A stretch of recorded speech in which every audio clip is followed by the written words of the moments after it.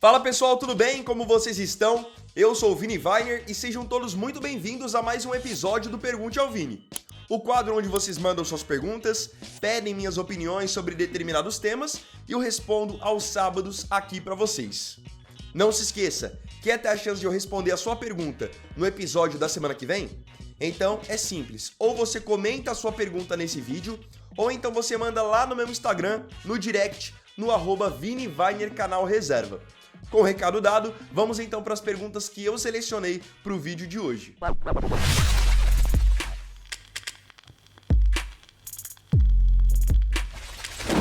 Começamos com o Dudu Edits. Oi Vini, tudo bem? Você acha que o Grêmio vai ser rebaixado para a Série B? Dudu, muito obrigado pela sua pergunta. Olha, é muito complicado eu chegar e cravar que o Grêmio vai ser rebaixado. Mas sendo bem sincero, com os jogos que eu tenho visto do Grêmio ultimamente e com a qualidade do elenco, para mim o Grêmio é um forte candidato. Acho que o Grêmio é um dos times que pode acabar lutando pela última vaga, junto com equipes como o Vasco, como o Santos. É que o que me preocupa no Grêmio é que até mesmo quando o Grêmio joga em casa, por muitas vezes o Grêmio não consegue apresentar um bom futebol e conquistar bons resultados.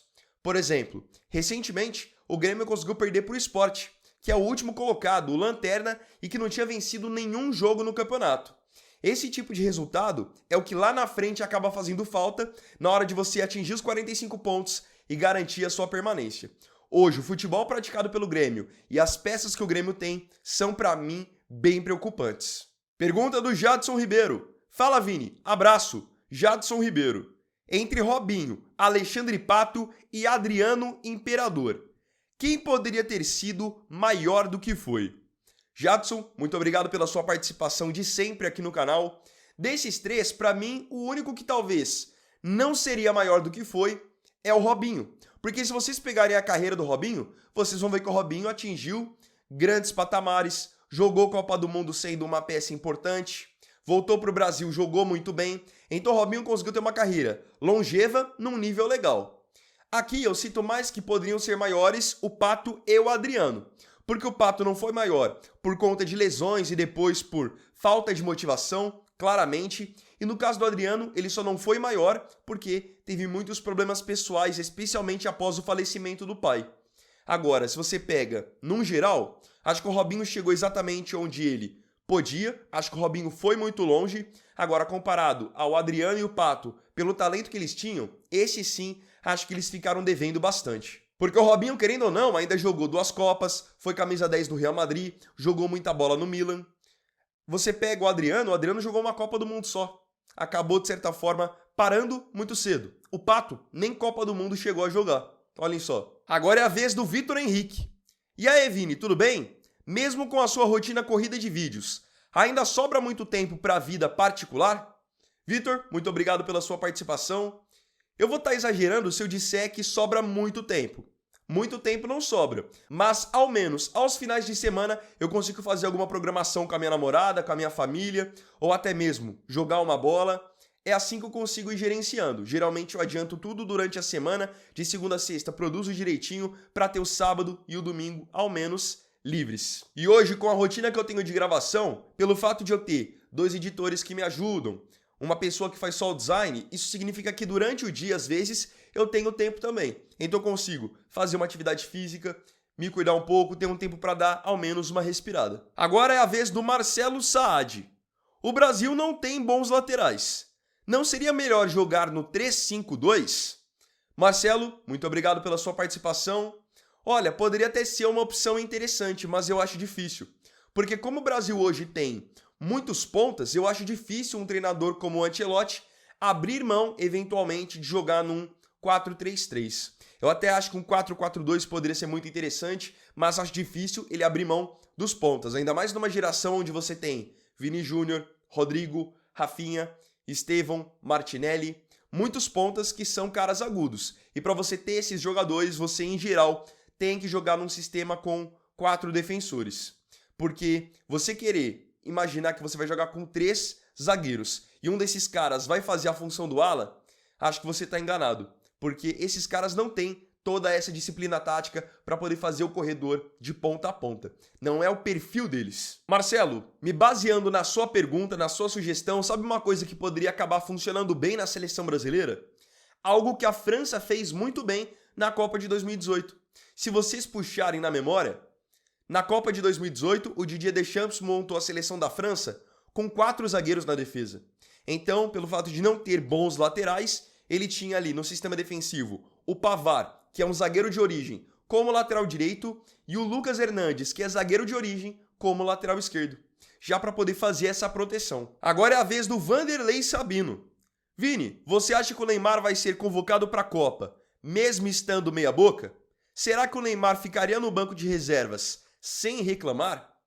Olha, Vanderlei, a sua pergunta ela gera bastante polêmica, bastante discussão. Primeiro ponto, o Neymar seria convocado meia boca, ou seja, sem estar 100%? Na minha opinião, sim. Muito claramente, se o Neymar tiver minimamente apto, ele vai ser convocado. Pela figura, pelo que ele representa, pelo peso que ele tem, acho muito difícil o Neymar estar à disposição e não ser convocado. Praticamente impossível. Agora, respondendo sua segunda pergunta, se ele ficaria no banco sem reclamar, eu acho que dependendo do contexto, de quem estiver jogando e se a seleção brasileira estiver jogando bem, eu até acho que o Neymar não vai criar caso não.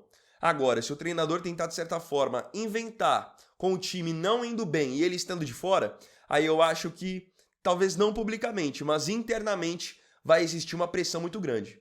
Só que aquilo, para ser bem sincero para vocês, eu acho muito difícil, quase impossível, o Ancelotti montar um time ideal da seleção brasileira e não tentar encaixar o Neymar entre os 11. Muito difícil. Pergunta do Johnny Alves. Vini, gosto bastante dos seus vídeos. Será que vamos passar pelo menos das quartas dessa vez?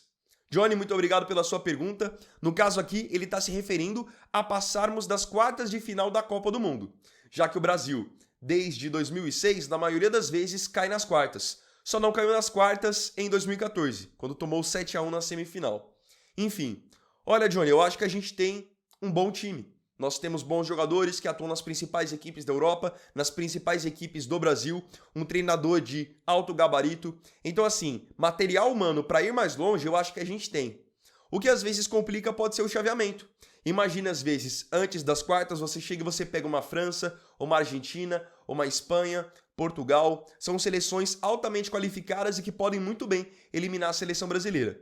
Então, dentro desse contexto que você está citando, o chaveamento, os adversários que você pega pela frente podem facilitar ou dificultar a sua vida. O Hamilton Nunes colocou: fala mais 2 jogadores da Europa que você considera superestimados.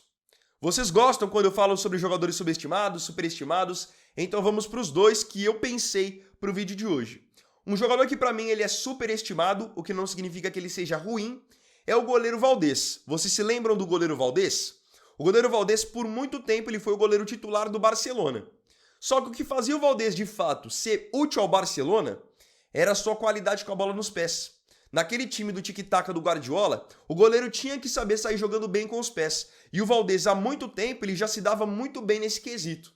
Então é um goleiro que, pra mim, ele tinha essa referência de ser muito bom com a bola nos pés, mas pra mim, debaixo das traves, ele era um goleiro normal. Tanto que se vocês puxarem aí, quando que ele chegou perto, por exemplo, de desbancar a titularidade de um Casillas da vida na seleção espanhola? Nunca aconteceu.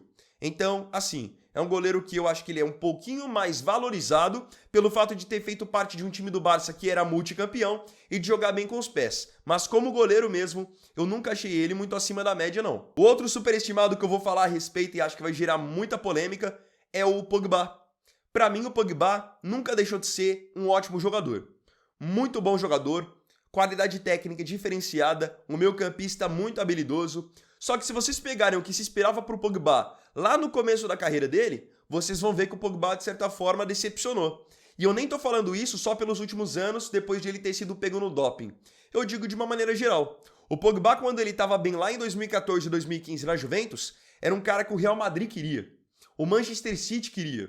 No fim, ele acabou indo para o Manchester United. E eu acho que esse movimento de carreira acabou prejudicando muito ele, porque no United ele oscilou bastante junto com o time, teve lesões, não atingiu o seu melhor nível. Então, claro, é um cara que ele é muito diferenciado por tudo que ele fez, sempre teve muita qualidade, venceu uma Copa do Mundo com a França, mas se você pega em termos de regularidade pela qualidade que ele tinha, ele não chegou em todo aquele nível. Então, para mim, sim, o Pogba acabou se tornando, com o tempo, um jogador superestimado. Eu esperava muito mais dele e no fim ele acabou ganhando muito status por coisas que fez no passado, que não conseguiu dar sequência. Pergunta agora do Flávio Gilione. De onde você consegue tirar tantas ideias de vídeos? Flávio, muito obrigado pela sua participação, um abraço para você. Olha, são várias maneiras. Às vezes eu tô assistindo a algum jogo, a algum documentário, algo do tipo. Eu acabo tendo alguma ideia. Uma maneira de eu ter muitas ideias é simplesmente eu estar mexendo na rede social. Ali aparecem notícias, aparecem vídeos até de outros criadores de conteúdo. E tudo isso vai tirando várias ideias. Eu vou pegando e vou anotando. E querendo ou não, quando a gente está falando sobre futebol, claro que para você ter algumas ideias diferentes, você acaba fazendo isso que eu falei. Você pega outras referências, você acaba assistindo alguma coisa e você tem alguma coisa na memória. Só que no futebol, como a gente fala muitas vezes sobre atualidade, não tem muito segredo. O que está acontecendo acaba virando pauta. Pergunta do Juninho Costa. Olá, Vini. Qual time que você acha que vem mais forte para ganhar a Champions League desse ano? Juninho, muito obrigado pela sua pergunta. É, inclusive, a última pergunta do vídeo. Assim, é difícil apontar um único time forte chegando com pompa. Eu acho que tem aí pelo menos 5 times que vêm muito fortes. Quem são eles? Real Madrid, Barcelona, Bayern de Munique, Manchester City e Liverpool, por vários fatores diferentes. Primeiro de tudo, se vocês analisarem de uma maneira geral, os campeões da Champions costumam ser os mesmos. Por exemplo, você pega agora essa última temporada, o PSG foi uma exceção, ganhou pela primeira vez. Se vocês pegarem os últimos anos, vocês vão ver os nomes do Real Madrid, do Bayern de Munique, do Liverpool, do Barcelona. É assim que costuma funcionar. Esses times são os que investem mais, os que têm os melhores jogadores, os melhores treinadores e os melhores conjuntos. Então, para mim, essa é a lógica. Só que assim, vou ser justo também, para não ficar tão em cima do muro e falar 5 times de uma vez, vou selecionar apenas um como meu palpite antes de toda a temporada se desenrolar. Por puro chute, eu vou falar aqui o Manchester City, porque é um time que já tem uma base muito consolidada, um trabalho de longa data com o Guardiola e acho que é um time que se reforçou muito bem no mercado. Agora eu quero saber de você aqui nos comentários, a sua opinião sobre as perguntas que eu respondi nesse vídeo. Não se esqueça que se você quiser ter a chance de eu responder a sua pergunta no episódio da semana que vem, é só você deixar o seu like e comentar aqui nesse vídeo, beleza?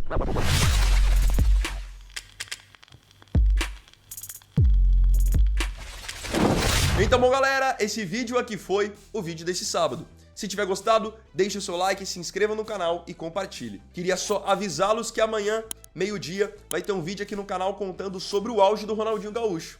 Acredito que você vai curtir. Então é isso, tamo junto, até amanhã e até o próximo vídeo. Fiquem com Deus. Vini Wagner aqui, valeu, falou e fui!